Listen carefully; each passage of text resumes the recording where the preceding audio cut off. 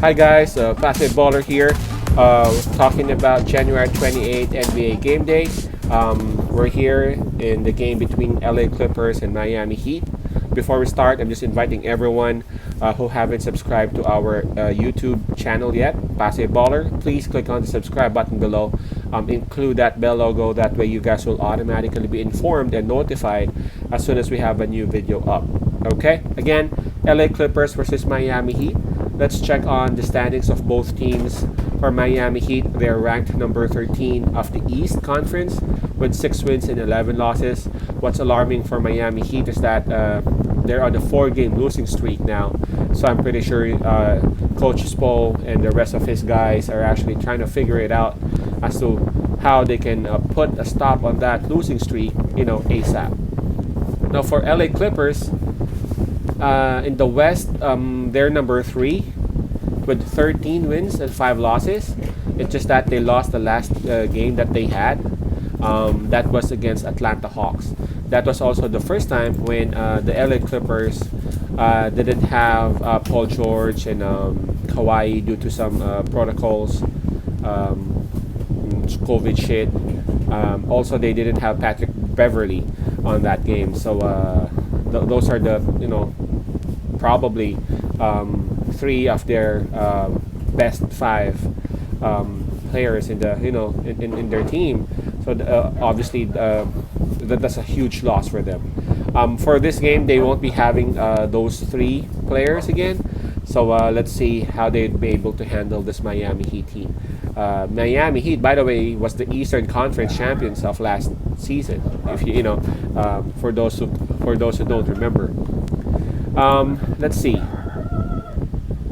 This one would be held at Miami, so home court advantage would be given to their team.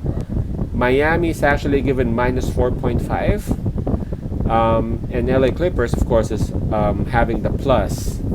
Okay, what do we have here? Of course, the home court advantage is still something.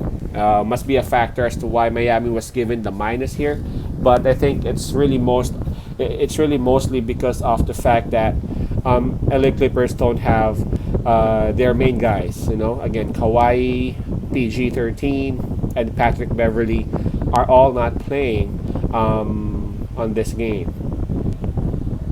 Okay, what do we have here?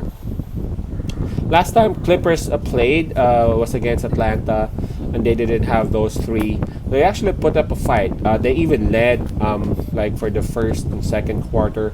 It's just that during the third towards the fourth, Atlanta was able to recover and was able to control the game towards the end.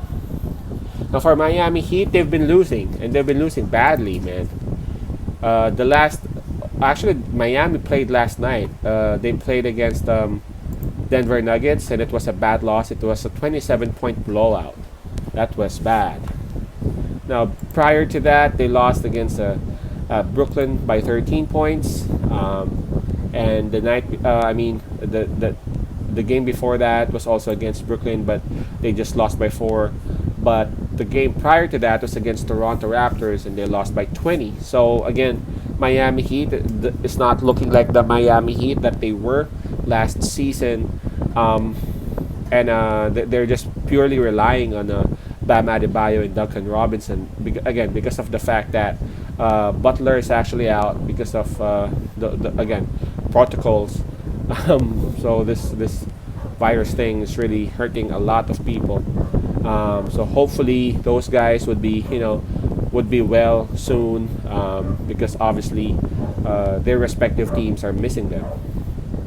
So I think the Clippers actually the Clippers have a chance on this. That's what I think. I think Miami Heat indeed has the advantage because they have more offense. But the reason as to why I think Clippers has a chance on this because the main guy that Miami Heat would be relying on to score would be Bam, and the Clippers still have Ibaka, and if Ibaka would sit down, they would have Zubac. So they got 2 bigs who could actually cover Bam. I'm not saying Bam would be held scoreless, but at least Bam would be managed, And then call this, the Clippers also got some people, and I'm talking about their backcourt, who can take care of the offense. You know, I'm talking about Reggie Jackson, Luke Kennard, even Man. Those guys can actually score. So yeah, I think again Miami has a chance, but I'm not comfortable taking the minus for Miami. So what my suggestion here is, for us to take LA Clippers plus 4.5. Again, that's LA Clippers plus 4.5. I just feel like Clippers is still have enough for them to put up a lot of score, and at the same time, Clippers got the bigs to take on Bam, so that Bam wouldn't be able to score that much. Basically, that's what happened against Denver. Bam was up against Jokic, and Millsap was also helping out, so Bam really had a hard time. Bam only scored 15 points, hence the Miami Heat blowout. So I'm not saying Clippers would blow out Miami Heat. I don't think that would be feasible on this game, but yeah, I'm taking LA Clippers plus 4.5 on this. Okay, just stay there for the last game for this game day. We'll be working on it and we'll be uploading it. Just stay tuned. Peace out, pass and love, and God bless.